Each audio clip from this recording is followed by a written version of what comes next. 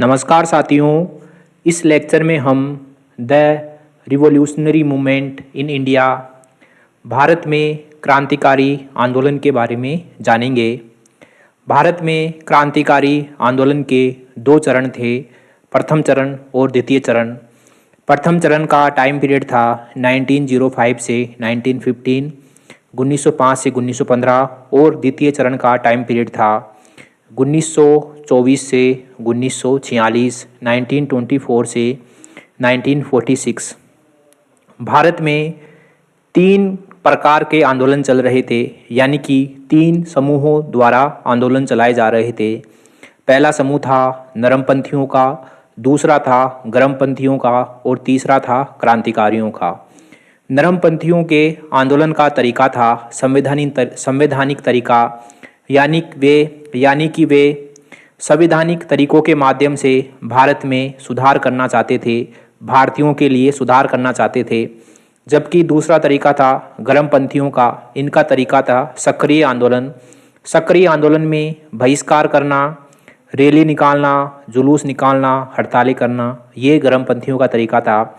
और तीसरा तरीका था क्रांतिकारियों का। इनका तरीका था हिंसात्मक तरीका, यानी कि हिंसा के माध्यम से भारत को आज़ाद करवाना, भारत को अंग्रेज़ों से आज़ाद करवाना।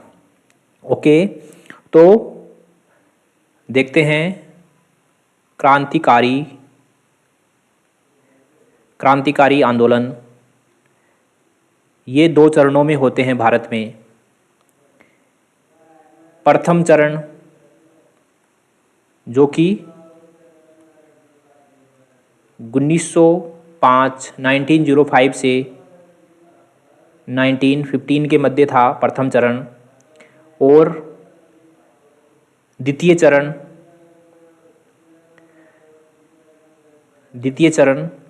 ये था 1924 से 1946 के मध्य।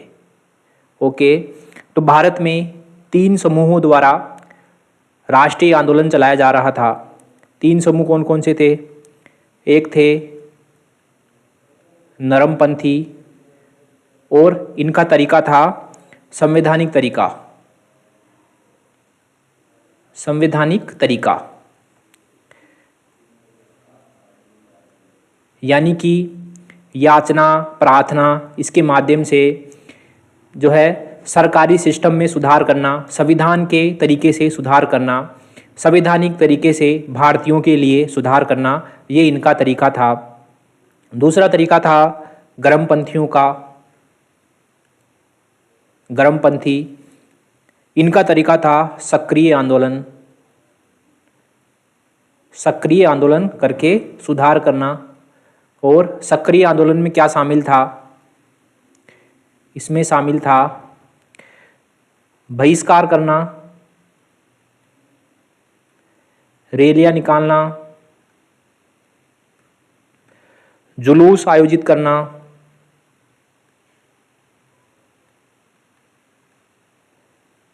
और हड़तालें करना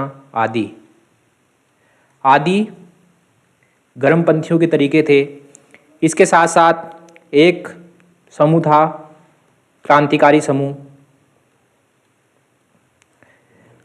समूह और इनका तरीका था हिंसात्मक तरीके से भारत को आज़ाद कराना अंग्रेज़ों से। ओके, इतनी बात हो गई हमारी। उसके बाद आगे देखते हैं कि जो क्रांतिकारी आंदोलन है, क्रांतिकारी, इसमें देख लेते हैं कि प्रथम चरण जो कि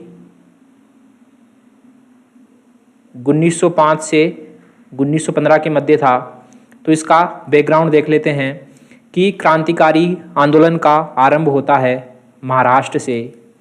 हमको स्पष्ट नहीं पता कि क्रांतिकारी आंदोलन का आरंभ कहाँ से होता है। जो है विद्वानों ने मोटा मोटी अनुमान लगाया है कि ये महाराष्ट्र से क्रांतिकारी आंदोलनों का आरंभ होता है। और सबसे बड़ा गढ़ था क्रांतिकारी आंदोलन का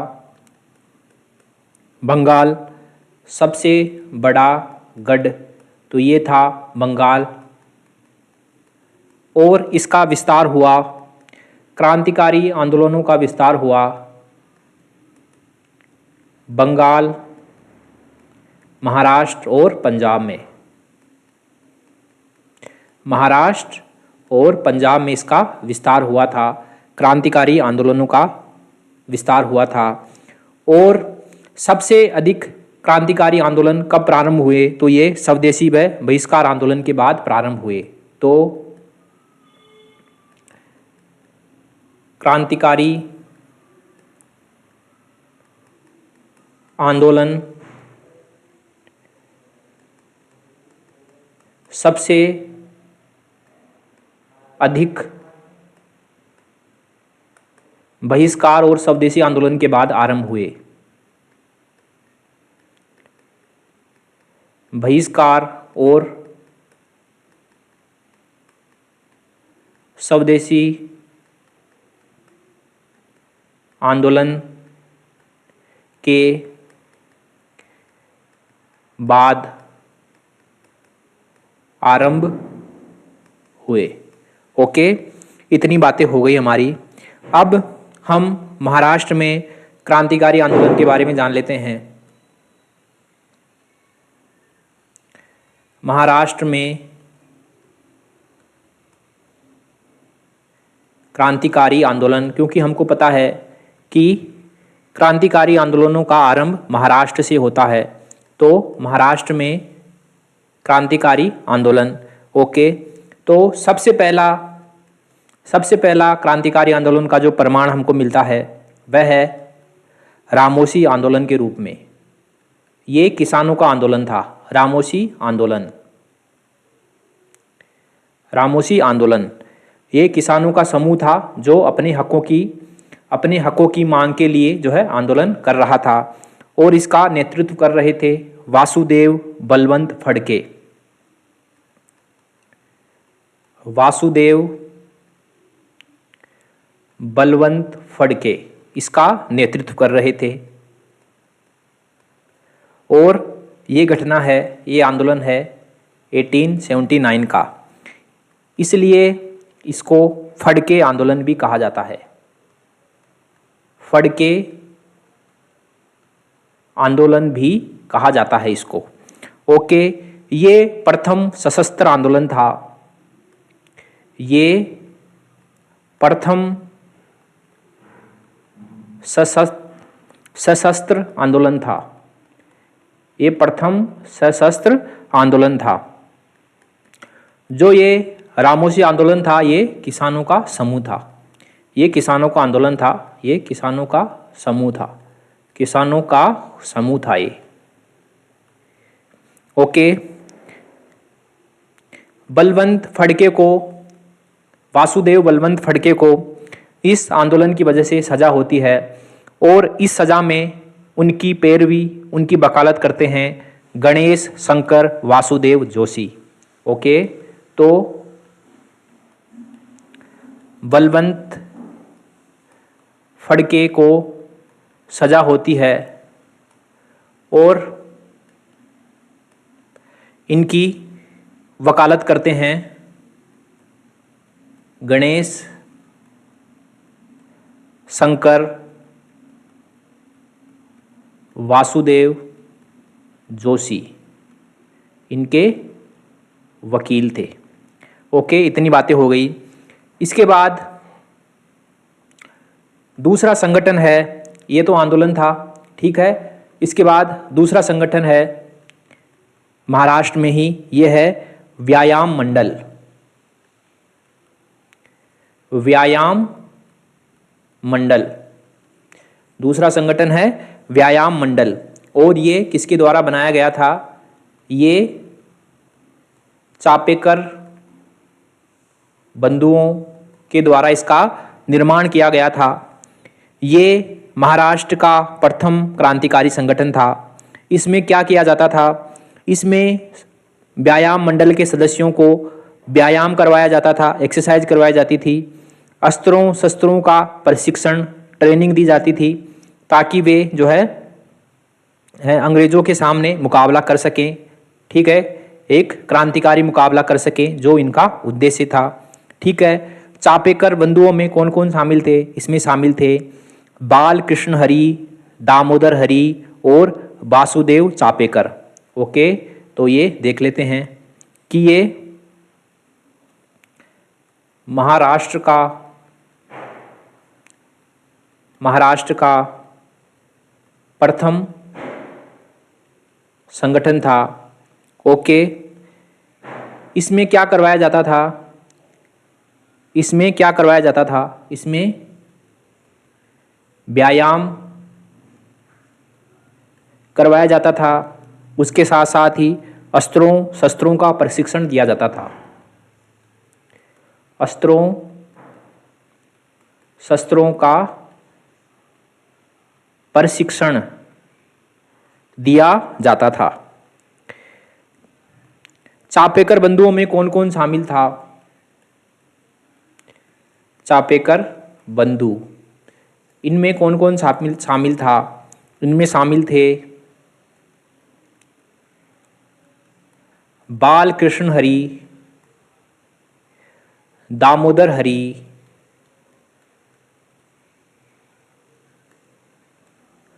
और वासुदेव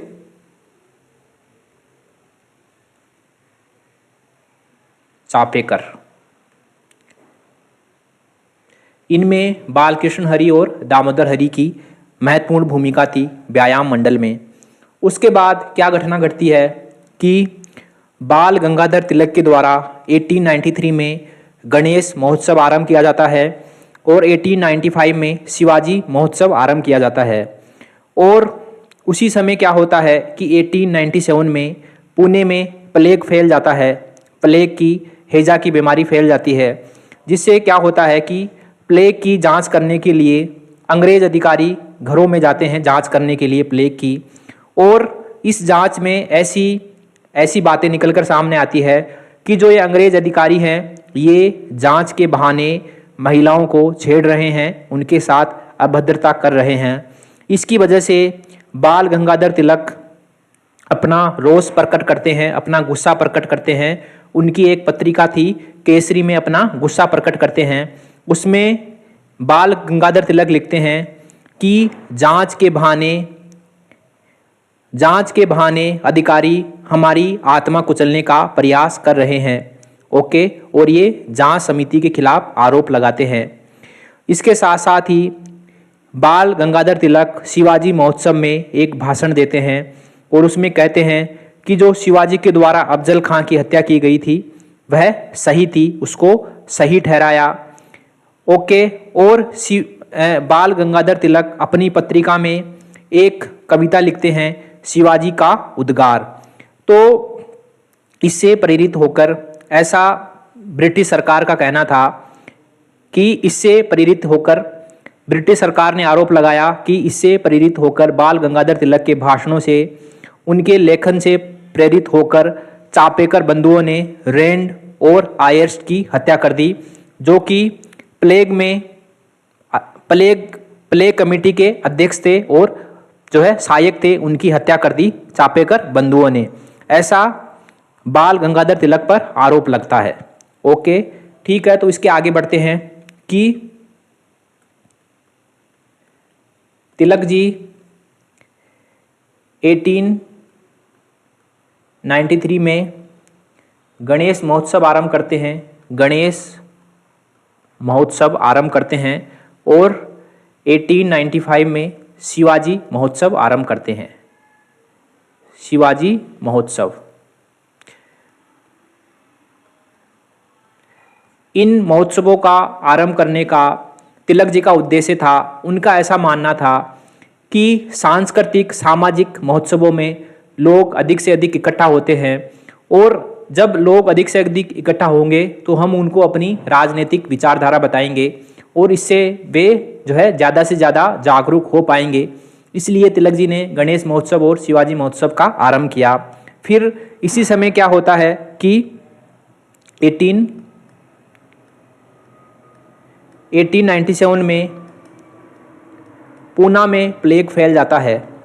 पूना में प्लेग फैल जाता है। ठीक है, इतनी बातें हमने कर ली थी।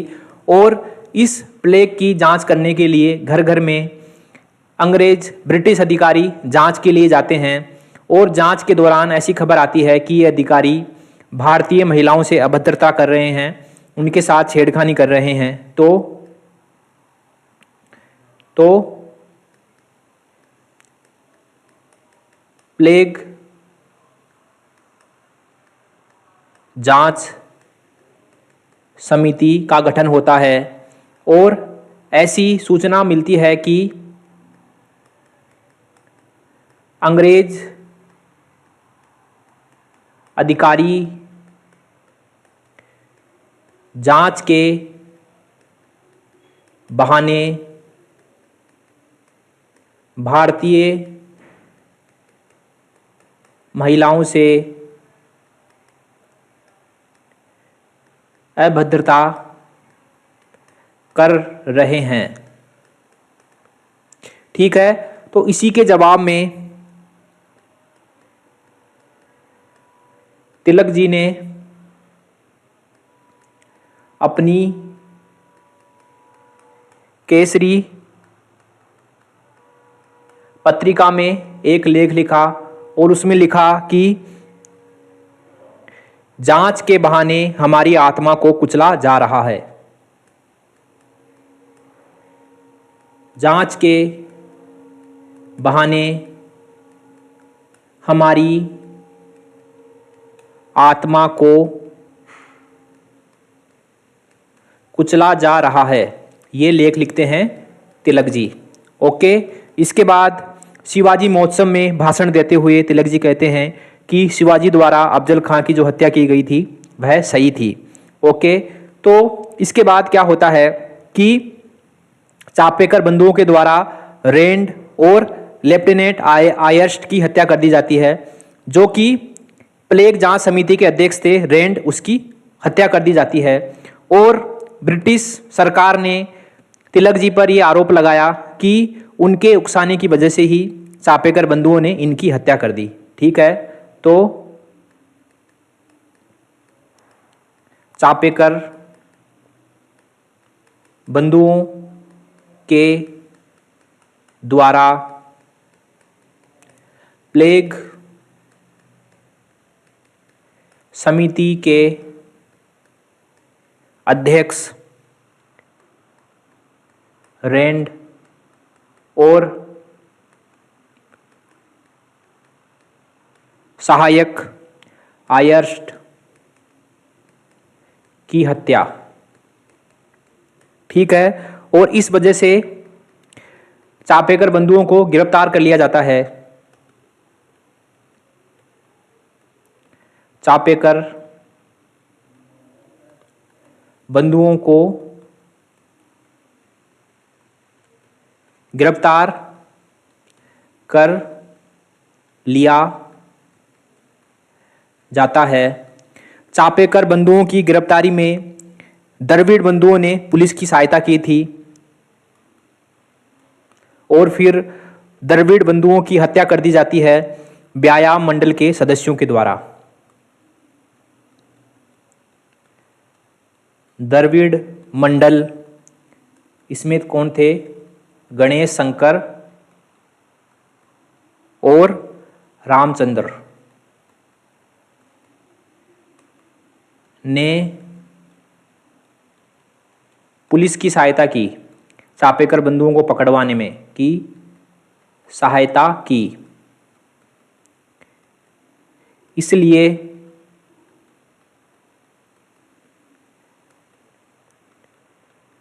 व्यायाम मंडल के सदस्यों ने द्रविड़ बंधु की हत्या कर दी। द्रविड़ बंधु की हत्या कर दी। ओके, चापेकर बंधुओं को गिरफ्तार कर लिया जाता है और उनको फांसी दे दी जाती है। फांसी किस किस को दी जाती है? दामोदर हरी और बालकृष्ण हरी को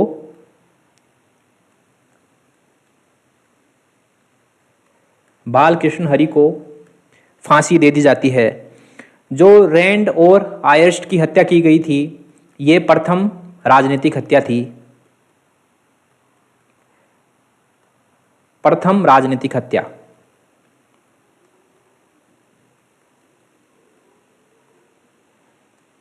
प्रथम राजनीतिक हत्या।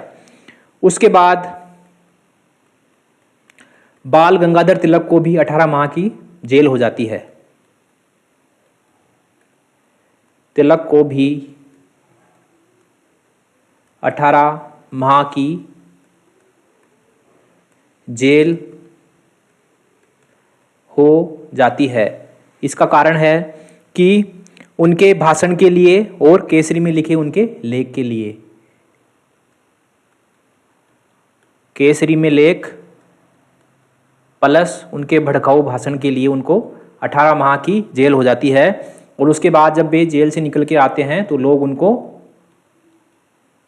लोकमान्य की उपाधि देते हैं। लोकमान्य की उपाधि देते हैं।